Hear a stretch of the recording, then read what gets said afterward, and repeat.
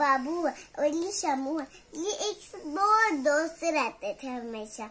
लेकिन एक दिन बाबू ने शामू को कहा, तुम तो बड़े छोटे और मोटे ताजे नहीं हो, तुम्हारा तो रंग भी उतरा हुआ है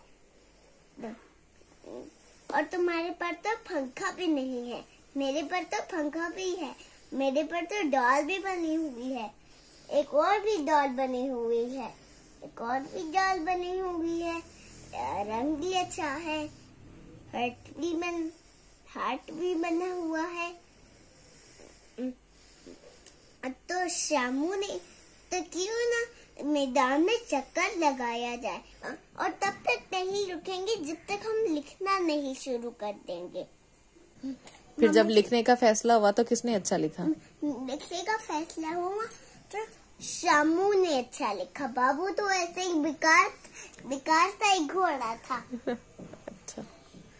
क्योंकि बाबू को देखे मामा, बाबू पता कैसे ही बेकार घोड़ा था जैसे। तो इस कहानी से हमें क्या नतीजा मिलता है? मामा जी एक मिनट पे आपको बताती हूँ बाबू कैसा था। पता है कैसा था? कैसा था? इसके अंदर डाल सकते हैं क्या आप? मामा जी इसका मैं आपको भी बताती हूँ बाबू कैसा बेकार घोड़ा था।